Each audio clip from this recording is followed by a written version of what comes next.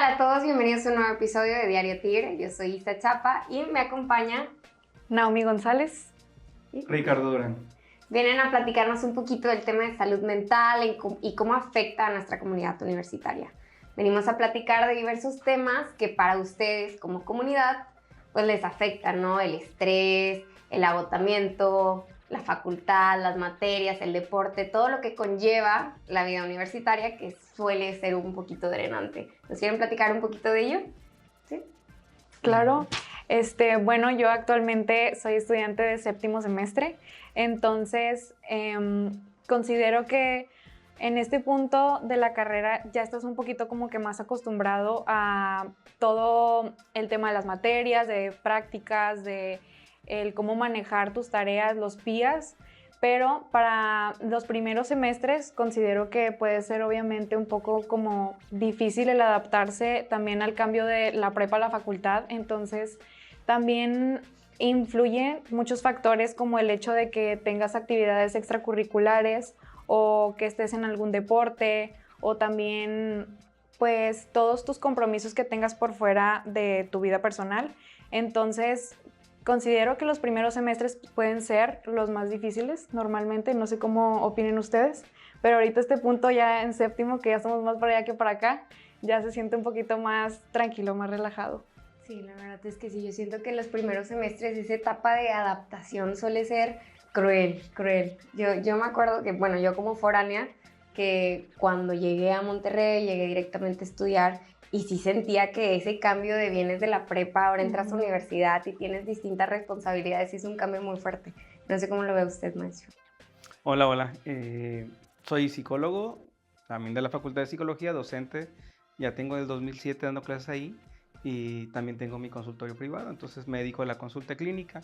Y tanto, bueno, hablando de la vida universitaria, si vemos el estrés, yo les digo que me divierto cuando antes había un montón de exámenes, me divertía mucho viendo la cara de sufrimiento de los muchachos porque estaban todos estresados y preocupados, se veía esta parte de tener que presentar un examen. Se los decía en broma, pero la verdad es que sí nos vamos dando cuenta, situaciones que se van estresando. Después ya, por ejemplo, en la facultad tenemos prácticas a partir de 6º semestre y entonces ellos tienen que ver pacientes o tienen que hacer alguna actividad de acuerdo a la área donde estén trabajando. Y entonces de repente si tienen un montón de trabajos, tienen que hacer cosas, pero yo creo que es aprender a ir manejando, así como decías al principio, el cambio sí es bien radical de la preparatoria a la universidad, pero hay que ir aprendiendo a manejar los espacios, los tiempos, el tipo de materias, vas conociendo a los maestros también. Al principio del semestre el maestro es como que qué tan estricto, qué tanto trabajo va a encargar, ese tipo de cosas, y para el final del semestre ya vas adaptándote. Pero el problema del final del semestre es que tienes que entregar un montón de trabajos o exámenes o lo que tengas que hacer, y entonces es donde se van estresando. Claro. Sí, claro. Y considero que a lo largo de la carrera se van como viviendo diferentes etapas porque al inicio, como bien hablamos del tema de la adaptación, después se vive la etapa de una vez que ya te adaptaste y que ya estás un poco más tranquilo y manejas este tema del estrés académico, después vienen las prácticas profesionales y es otra vez adaptarte a una nueva rutina que no sabías que iba a ser muy diferente a la que tenías antes. Entonces, bueno, hablando de la Facultad de Psicología, acá pues el tema de ver pacientes, y también considero que en algunas otras facultades de área médica es similar, pero el ver pacientes pues también implica no solamente las horas que le dedicas a tu centro o a ver a los pacientes, sino el trabajo que es el planificar las sesiones y también el tema de organizar expedientes, organizar tus análisis o X o Y cosa. Pero después de esta etapa de prácticas, ya luego viene como la última etapa del final de la carrera, como de cerrar la carrera, y ahora es prepararte para el EGEL, para el servicio social, el terminar. Entonces creo que a lo largo de la carrera se viven diferentes como montañas rusas y momentos de estrés que no vamos a poder evitar, pero si te gusta la carrera vas a tener como siempre esta facilidad de poderte como adaptar porque es algo que te gusta al final del día, ¿no? No, claro, y luego también al final de cuentas el darte cuenta y estar en realidad y estar consciente de que no eres el único que está viviendo esa montaña rusa. O sea, que todos estamos en la misma situación de, oye, tengo un PIA y lo dejé de última hora y no lo entregué, tengo también exámenes, estoy haciendo prácticas, estoy trabajando y empiezas con la montaña rusa, ¿no? Pero yo creo que lo padre de esta etapa universitaria también es ser consciente de que pues hay más personas que también lo están viviendo, o sea, que no estás solo en ese proceso y que tus mismos compañeros de la facultad, tus amigas, tus amigos, pues te van a apapachar, hasta maestras y maestros que también te entienden, que te ven y ven la situación y llegan y te apapachan. Entonces yo creo que eso es lo padre, ¿no? Que te puedes sentir con esa apertura de abrirte sin miedo a que te vayan a juzgar. Cuando estamos revisando, hablando que la invitación de trabajar o de hablar un poco sobre lo que es la salud mental, cuando revisamos estos elementos, la salud mental no solamente implica la cuestión de estar bien físicamente, sino emocionalmente, vamos a tener conflictos toda la vida, pero creo que lo fuerte es saber enfrentarlos, tener las habilidades, las herramientas para poder enfrentarlos. En esta etapa que están viviendo y que sobre todo los muchachos universitarios, nuestros alumnos, podemos entender que ustedes están aprendiendo a enfrentar, a reconocer, a ver conflictos. Se supone que nosotros los mayores tenemos mayores habilidades. Ya hemos pasado por ciertas cosas y se supone que tenemos mayores habilidades para enfrentar, pero esta parte de la resiliencia, el poder trabajar, el poder enfrentar, el poder tener un conflicto, enfrentarte a un conflicto y hacer algo por resolverlo, por salir adelante, es muy interesante. Las amistades, los amigos, los maestros, así como lo nombraste ahorita, apoyarnos en todos ellos y apoyarnos también nosotros, ¿no? Estar siendo conscientes del momento que estamos viendo y poder enfrentar y poder avanzar. Sí, claro. ¿Y usted, maestro, cómo lo ve a comparación de cuando usted era estudiante, ahora que ya es docente, que ya es maestro, que ya es psicólogo, que ya sabe lo que es vivirlo desde la vida universitaria, ahora vivirlo como adulto? ¿Cómo lo ve ahora en comparación con los chavos? A veces mis alumnos me dicen, es que son muchas materias. Le digo, a ver, yo llevaba 11 materias por semestre. Era de 8 de la mañana a 12 del mediodía las clases y después en la tarde era ver pacientes. Bueno, yo estaba en la mañana al hospital infantil viendo pacientes. 4 horas diarias, 5 días a la semana. Entonces creo que era bastante más complicado que ahora. Ahorita ya se están manejando diferente, pero al final de cuentas todos vamos aprendiendo a manejarlo. De repente se manejan o se enfrentan muchas cosas de la gente que se va a veces preocupando. Ahora hay preocupaciones de más. Ahora de repente hay muchas distracciones con toda esta cuestión de los celulares, las reuniones. Yo creo que es aprender a equilibrar, porque siempre vamos a tener conflictos, siempre vamos a tener ciertas problemáticas y tenemos que ir aprendiendo a solventar y a reconocer a qué le voy a dar mayor atención. Mucho implica también la situación familiar que estamos viviendo o que nos rodea y cómo eso nos puede afectar para bien o para mal. Algo que yo veo y que no sé si a ustedes allá les pase y a ustedes también. Todo el semestre están con preocupaciones, están al final del PIA o exámenes, están terminando el semestre, están bien concentrados en lo que están haciendo, les dan su última calificación, se relajan y se enferman. Entonces siempre los he visto y lo he escuchado, ¿no? Sabes que ya se enfermó. ¿Se enfermó por qué? Porque se relajó, el cuerpo se relaja, el mecanismos defensivos también se relajan, entonces pasa por ahí un virus y lo agarras y ya te enfermaste. Entonces es interesante ver esas dinámicas que se juegan. Y luego también pasa mucho que yo soy una persona que cuando ya me siento saturada de, oye, tengo muchas responsabilidades, tengo tarea, tengo trabajo, tengo, no sé, por ejemplo, eventos de la escuela, actividades de ese tipo, que te saturas y lo vas dejando todo hasta el final, porque no estás empezando con nada, porque no sabes cómo empezar de lo saturado que estás, ¿no?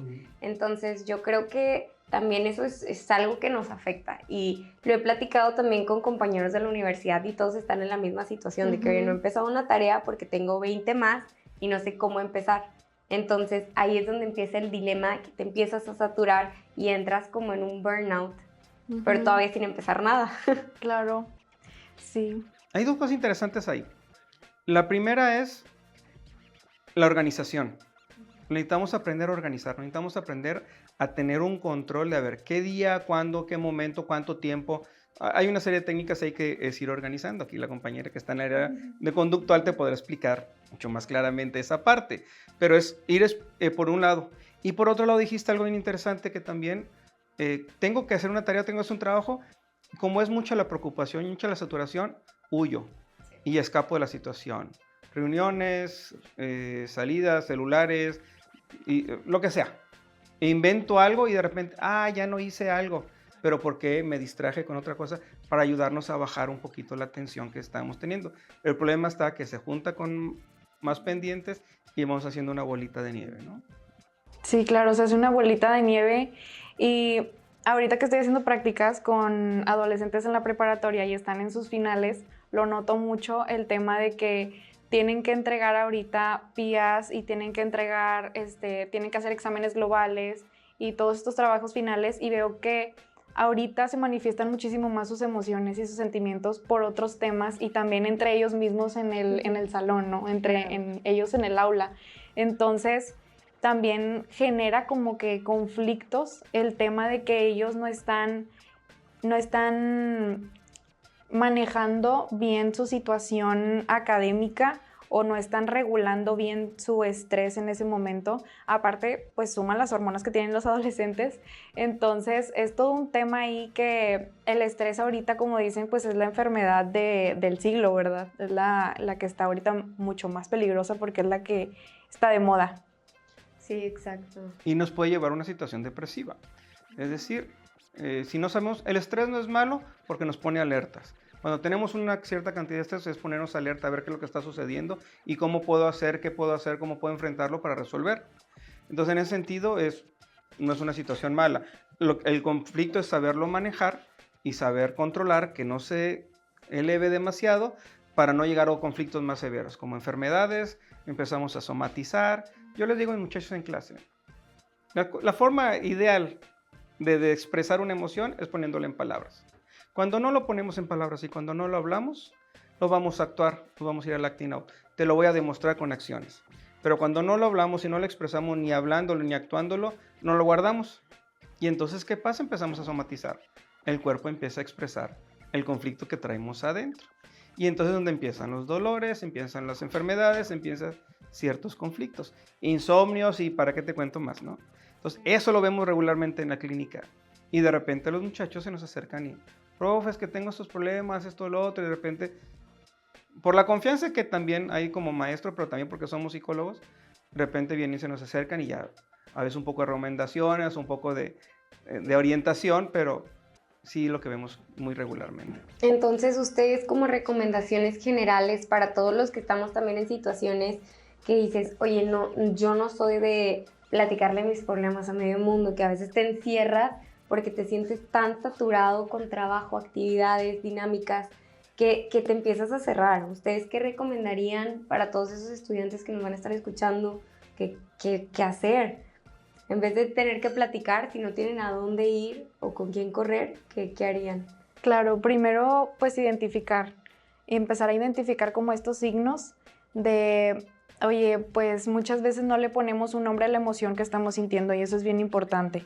Primero el identificar, estoy sintiendo estrés, estoy sintiendo ansiedad, siento que se me están acumulando cosas y muchas veces decimos es que siento un no sé qué o siento un algo, pero el ponerle un nombre a esa emoción es como el primer paso para ahora sí llevarlo a la expresión de esa emoción. Entonces, uno puede expresar una emoción de tal manera que no te hagas daño a ti mismo ni a un tercero. Ya de ahí en fuera tú puedes expresar como tú quieras esa emoción. Entonces, a muchas personas les puede funcionar el escribir, el hablar con su perro, su gato, si no tienen a nadie. Pueden hablar con ellos mismos, pueden escribir. Hay personas que escriben canciones, que escriben poemas, que dibujan, que hay muchísimas maneras de expresar emociones. Y una vez que las expresas, pues también el cómo las estás como, ¿cuál es la palabra, maestro? Procesando. Una vez que la expresas, puede ser, no sé, el enojo, que es una de las emociones más incómodas. Puede ser que rompas una hoja de papel, que agarres una pelota antiestrés y la aprietes. Hay muchísimas técnicas que pues ahorita el internet ya tiene más alcance pero pues hay que buscar fuentes confiables, esa también es otra que es un arma de doble filo, ¿verdad? Pero ahorita hay muchísimos libros para técnicas de ansiedad, del manejo de las emociones, que es algo que me gusta muchísimo y que les recomendaría también que se informen a todos los universitarios que están pasando por burnout o por estas situaciones, el tener una inteligencia emocional, o sea, el saber identificar las emociones que todos tenemos y aparte de ponerle nombre, expresarlas porque es importantísimo, digo. No siempre vamos a tener al alcance, como dices tú, una red de apoyo ahí, pero sí es importante que nosotros nos cuidemos nuestra salud mental porque es mucho más importante incluso que la física, considero yo. No, claro. Un balance que debemos de tener para estarnos organizando y estar controlando esta parte son 3 áreas básicas en el ser humano. La alimentación. Una alimentación sana, una alimentación adecuada, con buenas cantidades, con sus tiempos, porque esa parte, ahí traigo hambre, voy a dejar unas papitas nada más para quitar el hambre. Ese tipo de alimentación te desorganiza todo, así es. Entonces, una alimentación adecuada, balanceada, 2 veces al día, hay muchos nutriólogos que te empiezan a manejar, 2 veces al día, buena alimentación, buenas proteínas, eso es genial. La otra parte del sueño, de procurar tus 8 horas diarias y de tener una secuencia y dormir adecuadamente. Y la otra parte, hacer ejercicio. Algún tipo de activación, no importa que sea, en el momento que sea. Tú sabes, cuando de repente hay gente que hace ejercicio en la noche y los activa mucho. Me dices que no puedo dormir, le digo, haz ejercicio en la mañana. Porque si te va a activar y vas a estar con toda la energía para quererte ir a dormir, no vas a poder. Entonces, es ir organizando esas 3 áreas básicas y muchas cosas de ahí se van a empezar a también andar de una forma adecuada. Fluyendo, dice. Sí, mucho. Sí, yo siento que cuando ya tienes una rutina muy estructurada, tu vida va fluyendo, durmiendo bien, comiendo, así como dice el maestro, sí son cosas que yo en lo personal sí noto el cambio en mí, porque si descuido esas áreas que son las básicas, o sea, las primordiales, ya descuidas todo lo demás. Claro. O sea, todo se te sale de las manos y ahí empiezas a caer en situaciones donde te encuentras físicamente mal y emocionalmente mal. ¿Qué pasa con la gente que no duerme bien? Están toda la noche o parte de la noche están pensando muchas cosas. Se están yendo a la cabeza de que tengo pendientes, no hice, es que mi bla, bla, bla. Empiezan a hablar muchas de ese tipo de cosas. ¿Qué es importante ahí? Empezar a escribir, lo que decía Naomi, empezar a escribir todos mis pendientes, lo que tengo, lo que hice hoy, escribirlo y si de repente me acuerdo, volverlo a escribir para quitar todo lo de la mente, despejarme y poder relajarme y poder ir a dormir. Y poder ir fluyendo.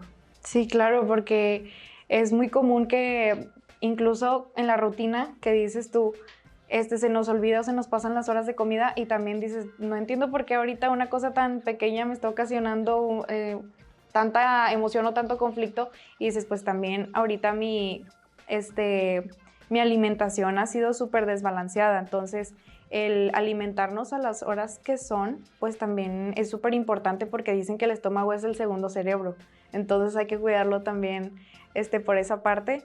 Y pues el ejercicio, como dice el maestro, la activación física pues genera a nuestro cerebro dopamina y serotonina, entonces es indispensable y buscar alguna actividad que te guste, que te dé este placer, ya sea bailar, salir a caminar, escuchando música, no sé, el box o cualquier deporte. Sí, yo siento que con eso vas fluyendo, porque si no pierdes la estructura y ya caíste en tentaciones. Pero bueno, si gustan, vamos por un cafecito y ahorita regresamos. ¿Sabías que los auténticos Tigres ganaron el campeonato de la UNEFA después de 7 años?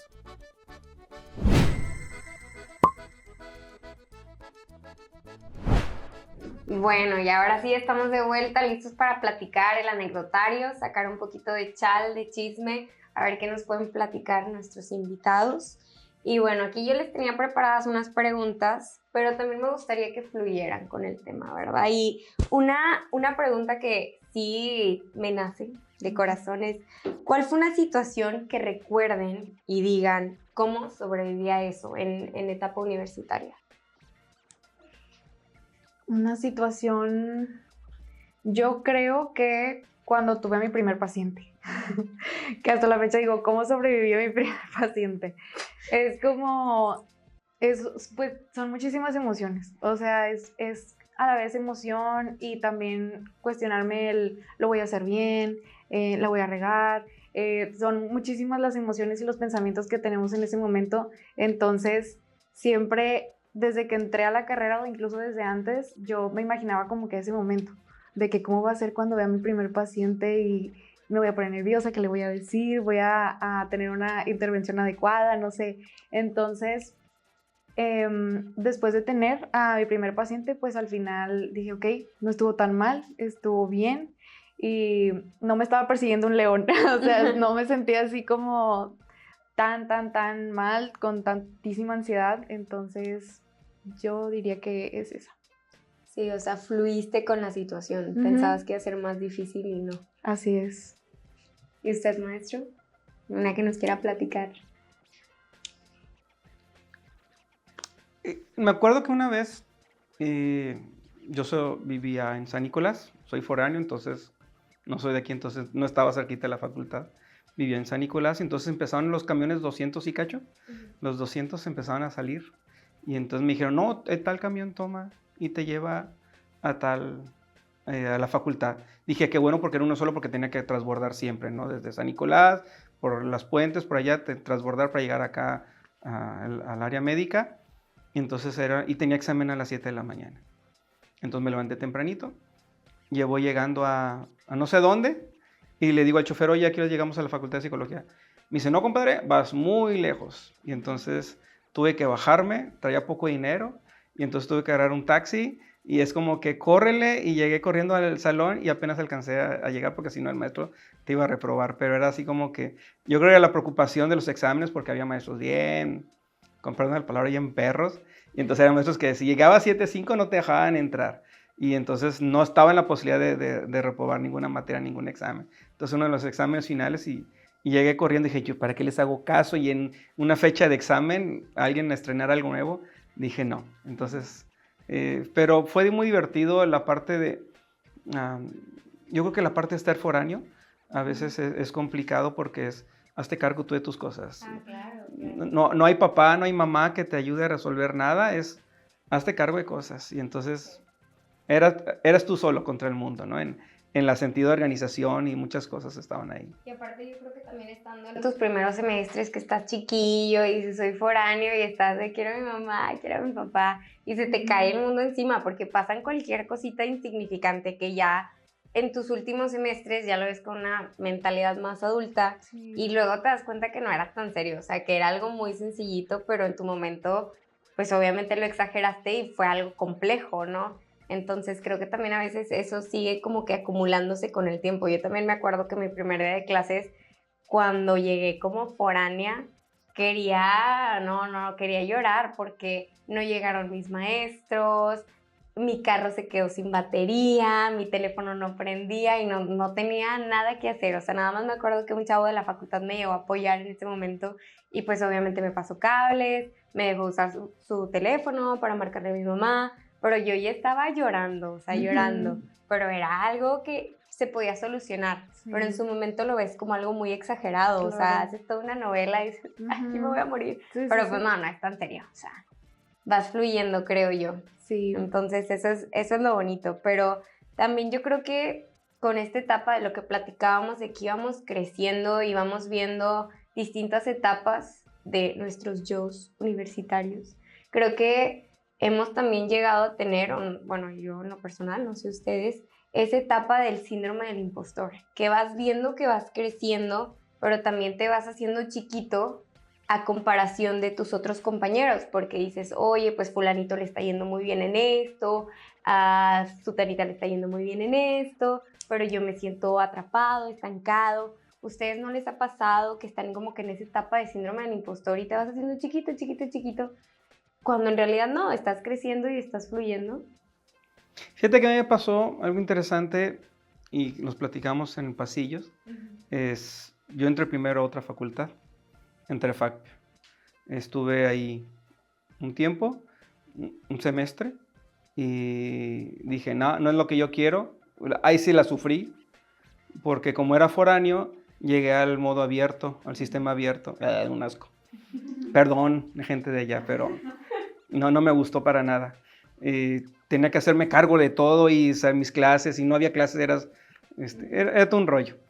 Y entonces cuando ya me cambio acá, me cambié con toda la convicción y con otra idea bien diferente. Entonces ya cuando estoy en la carrera de psicología, nunca tuve esa parte porque yo estaba seguro de lo que quería y ya estaba en otra edad. Yo hice prepa de 3 años, me fui un año a estudiar inglés a Estados Unidos y después me vine acá a estudiar la carrera. Entonces yo ya venía con otra mentalidad, ya cuando estaba estudiando psicología me encantó, la verdad es que lo disfruté enormemente y yo estaba bien seguro de lo que quería y sí, de los primeros pacientes era, a ver qué vamos a ver, y yo era con puro niño, yo estuve en el hospital infantil, entonces era trabajar con niños, consulta externa y niños que estuvieran hospitalizados. Entonces, creo que siempre tuve maestros por eso amo a mis maestros, porque siempre alguna duda yo acercaba con ellos y es algo que yo procuro también hacer con mis alumnos. A cualquier que se acerque le recibo con los brazos abiertos, porque a eso hicieron conmigo. Y entonces nunca tuve la oportunidad de sentirme que estuviera fuera porque siempre me sentí acogido por mis compañeros y sobre todo por mis maestros. Bueno, eso es algo también muy bonito, porque también vas teniendo esa apertura de que, bueno, no estoy llegando solo, ¿verdad? Y creo que así ya también vamos quitándonos de la cabeza el yo no puedo. O sea, no porque haya empezado en alguna otra facultad no quiere decir que te puedes cambiar. O que a lo mejor estás en tus últimos semestres de la carrera y que dices, esto no es para mí. Ya que lo estás practicando, que lo estás viendo y dices, esto no me gusta, no es para mí. Y no tiene nada de malo el decir, bueno, ya, me voy de la carrera y empiezo de nuevo en otra carrera. Creo que también es muy padre aceptarlo de esa manera porque, pues, no es lo que te hace feliz. Al final de cuentas, eso es lo que requerimos. Buscar algo que sí nos llene, que nos haga sentir plenos y encontrar nuestro caminito, ¿verdad? Donde vamos a ir creciendo, siento yo. Sí, al final del día, pues, la mayoría de las personas, o no la mayoría, pero muchas de las personas que estudian una carrera no la terminan ejerciendo y terminan trabajando de otras cosas que los hace felices y está bien, no tiene nada de malo, entonces no significa que es un fracaso, ¿verdad? Claro, claro, eso es algo también muy importante porque también dentro del síndrome del impostor que, oye, ya estás en la carrera y que dices, tiene promedio de 100 y ya anda en 70, 80, entonces vas viendo y vas comparando, pero no quiere decir que uno es mejor que el otro, que tú vas a brillar más que yo, ¿no? Al final el sol va a brillar para todos y todos vamos a ir creciendo, entonces creo que eso es algo también muy padre de esa etapa y crecimiento universitario. Pero bueno, también yo creo que recordando y analizando todo esto, ¿qué consejo le darían ustedes a su yo de primer semestre? Y para que también todos los que son de primer semestre o que apenas van a entrar a la carrera, escuchen este consejo y les llegue, ¿verdad? ¿Qué consejo le darían? ¿Qué sienten ustedes que les hubiera gustado escuchar en su momento? Adelante, maestro. Qué tramposo. La verdad es que lo que dijiste ahorita es, escoge la carrera que te guste. Escoge lo que a ti te guste. Lo que tú quieras hacer en la vida, estudia eso. No importa que digan, es una mala carrera, No. Cualquier cosa que te guste, tú estúdiala, apasionate en eso, sé consciente de lo que estás estudiando y la verdad es que, por ejemplo, en la facultad de repente te ofrece, o en la universidad ahorita tiene un montón de programas culturales, deportivos, sociedad de alumnos, hay un montón de actividades que se pueden realizar. Aprovéchalas, disfrútalas, vive todo, haz todo lo que tienes que hacer. Llénate de actividades en el sentido de que te vayan enriqueciendo, que te vayan gustando, que vayas disfrutando. Conoce mucha gente.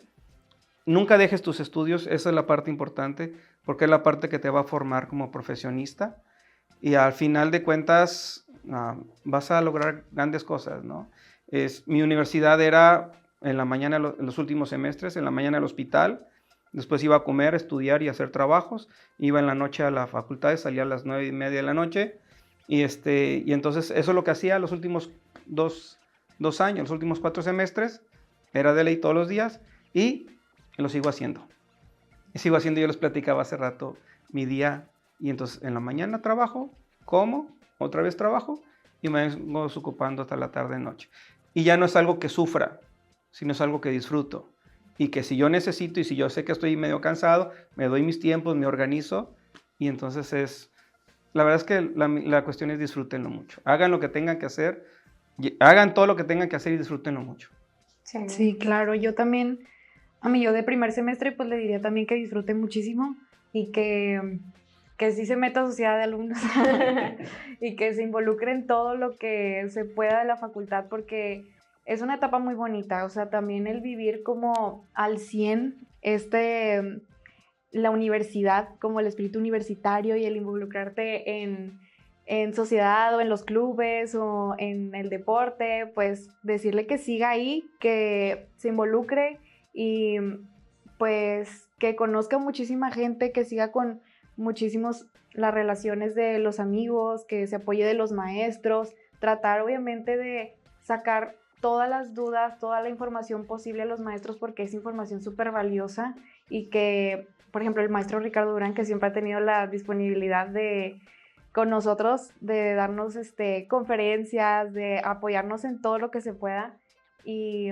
acercarse con esos maestros, o sea, siempre, el no dudar y que no nos dé pena nada, o sea, yo creo que eso también sería otro consejo, el que no te dé pena nada, ni hablar con algún maestro, ni acercarte a alumnos de semestres más adelante, entonces dejar la pena de lado y pues disfrutarlo e involucrarse en todo lo que se pueda de la universidad.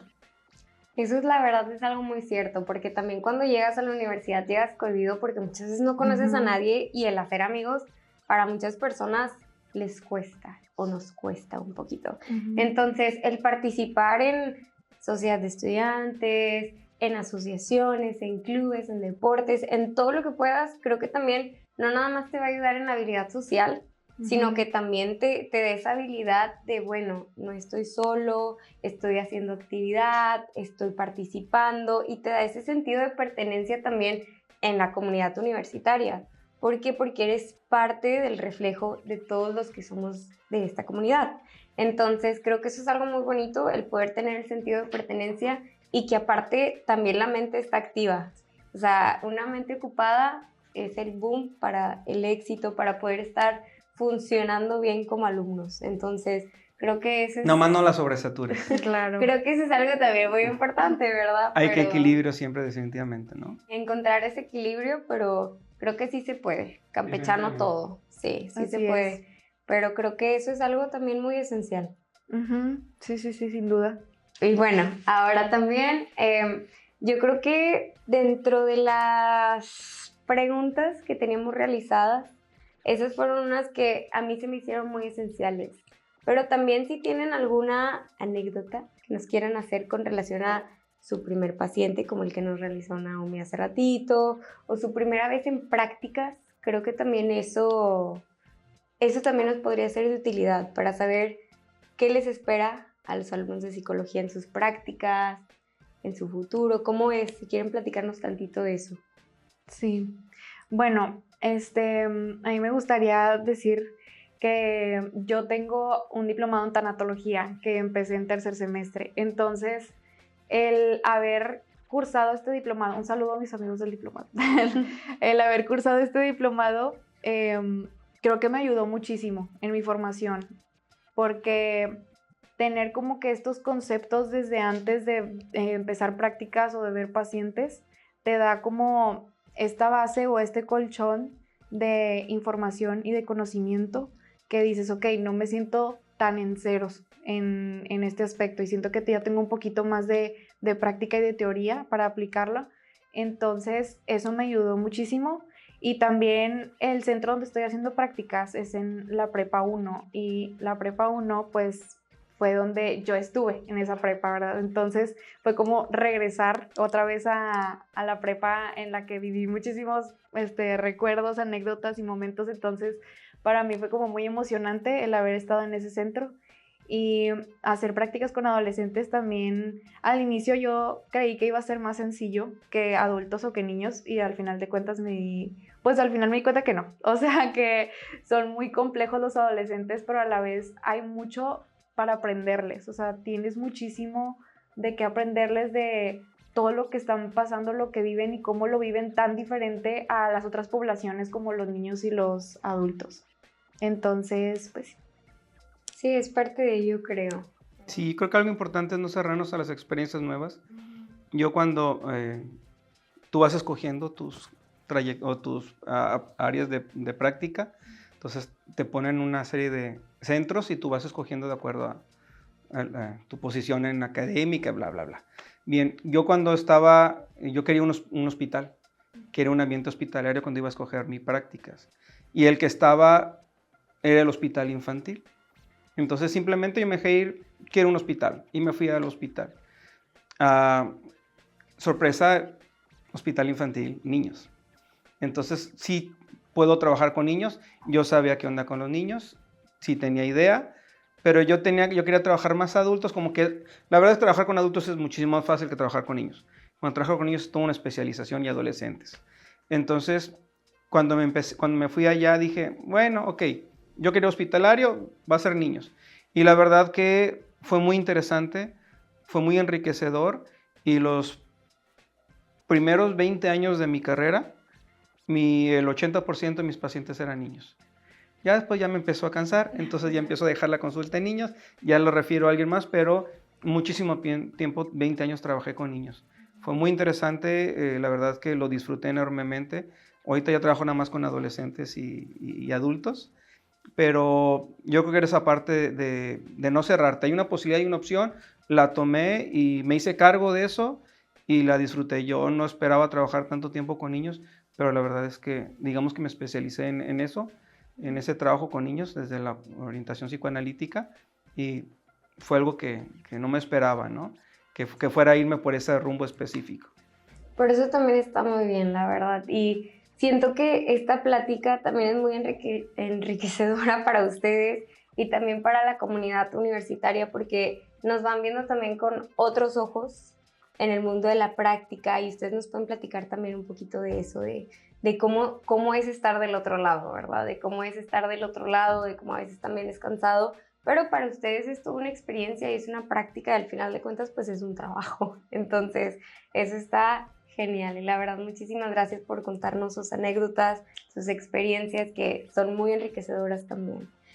Para terminar, les tenemos una dinámica un poco interesante para ustedes. Aquí está. Tenemos una dinámica muy, muy buena de mito o realidad. Qué padre. Yo les voy a estar haciendo preguntas y ustedes me van a contestar si es un mito, si es una realidad, ¿verdad? Ok. ¿Están listos? Muy bien. Para que las cosas salgan bien, todo depende de mí. Para que las cosas salgan bien, todo depende de mí. No, eso es un mito. No es una realidad, porque las cosas van a salir bien o van a salir mal, pero no significa que todo va a recaer sobre ti o que todo fue tu culpa. Y yo considero que la culpa es de los peores sentimientos que hay en el ser humano, porque un maestro de la facultad nos dice que si se portan bien o si se portan mal, pero que no les dé culpa. Siempre nos repite eso el maestro Vanegas. Entonces, las cosas van a salir y muchas veces son factores externos, entonces no se preocupen. Digo, hay situaciones en las que a lo mejor nosotros sí pudimos haber tenido un poquito el control, pero hay otras en las que no depende de nosotros, o sea, son simplemente situaciones que pasan, que ocurren, y que nosotros nos torturamos muchísimo en nuestra mente de decir, yo lo pude haber evitado, yo lo pude haber controlado, debí haber hecho esto o tuve que haber hecho esto diferente, cuando en realidad no lo sabemos, o simplemente no tenemos como la evidencia exacta de que si lo pudiste haber evitado o no.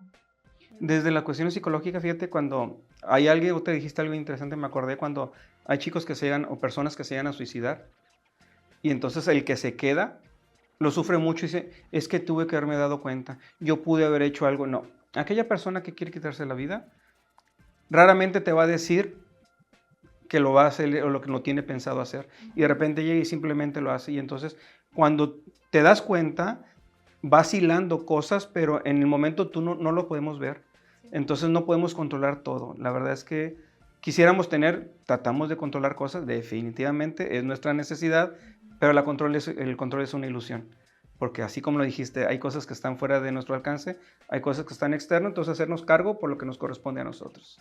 Bueno, es cierto. A mí sí me pasa que de repente uno quiere controlar el mundo y no, se te sale de las manos y ya andas ahí con el sentimiento de culpa. Y es muy fuerte. Bueno, la siguiente, mantener la mente ocupada mejora tu salud mental. Mantener la mente ocupada mejora tu salud mental. Pues la verdad es que puede ser más un mito que una realidad, porque no siempre una mente ocupada significa que estás haciendo algo por mejorar la salud mental. Simplemente estás como tapando el hecho de tú hacer algo para mejorar tu salud mental. Entonces, el mantener la mente ocupada ayuda, pero es un distractor.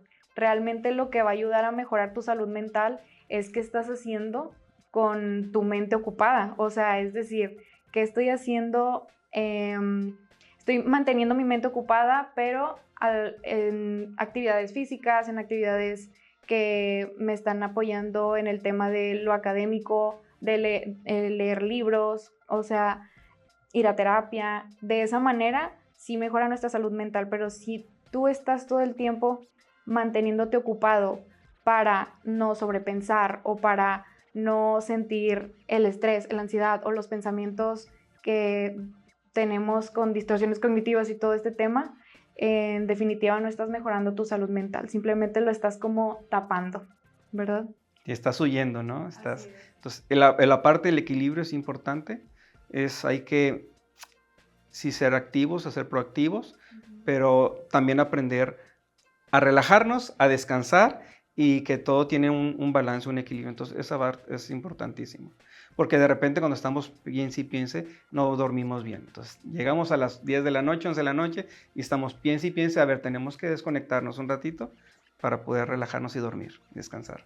Híjole, me está cayendo el saco en todas, oye. ¿Ir al psicólogo es solo para personas con problemas graves? No, definitivamente eso es un mito.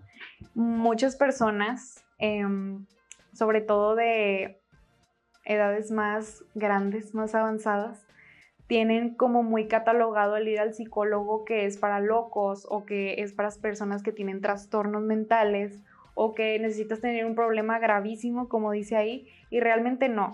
Ir al psicólogo puede ser para ir a hablar de tus problemas de tu semana, para ir a darte un momento para ti mismo, para hablar sobre el estrés, siempre van a surgir temas en la vida, en nuestras diferentes etapas de vida. Entonces, ir al psicólogo no es que te van a resolver ahí los problemas, pero vas a encontrar un lugar y un espacio seguro donde tú te vas a escuchar y los vas a acomodar y vas a hacer que este proceso sea un poco más agradable y a la vez te van a estar dando un acompañamiento que te vas a sentir mucho mejor cuando salgas de ahí. Entonces te estás regalando esa hora a la semana que te va a ayudar muchísimo y no necesariamente tiene que haber un problema gravísimo, simplemente puedes ir, contar lo que te sucedió en tu semana y listo. Sí, siempre les digo, venimos por dos cosas. Porque tenemos un conflicto, tenemos un problema y lo queremos resolver, es decir, tenemos focalizado y tenemos seguro qué es lo que está pasando o que tenemos un problema en X área. Y la otra es porque queremos conocernos o porque queremos platicar y queremos tener con quién poder hablar de una forma objetiva sin que vaya a estar en contra mía o a favor mío. Los amigos, hablamos a los amigos, siempre nos dan nuestro papacho y sí, cierto, es que no, es mala persona, no le hagas caso y cosas así, ¿no? Acá en el psicólogo nos ayudamos a hablar, a entender, a enfrentar, a poder desahogarnos, a poder trabajar cosas. Entonces, es un espacio muy interesante, la cuestión de ir a la consulta y ir con un psicólogo para lo que sea, para lo que cada quien tiene necesidades diferentes, ¿no? Sí. Pues bueno, la verdad es que esta dinámica me gustó, me cayó el saco en varias, pero pues bueno, eso lo dejamos de lado, ya será tema de después. Pero muchísimas gracias por acompañarnos en este podcast. La verdad es que fue una plática muy informativa, muy compleja y llena, porque creo que no vamos a acabar con tantos temas que tenemos y tantas dudas que creo que me llevo también, porque sí, el tema de psicología y el tema de salud mental es muy amplio. Entonces, a ver si luego nos regalan otra oportunidad de venir a platicarnos a más profundidad, pero Cuando gusten. sí, pero muchísimas gracias, me dio mucho gusto que nos acompañaran y bueno, nos despedimos, cuídense, bye. Bye, nos vemos. Cuídense, hasta luego, bonito día.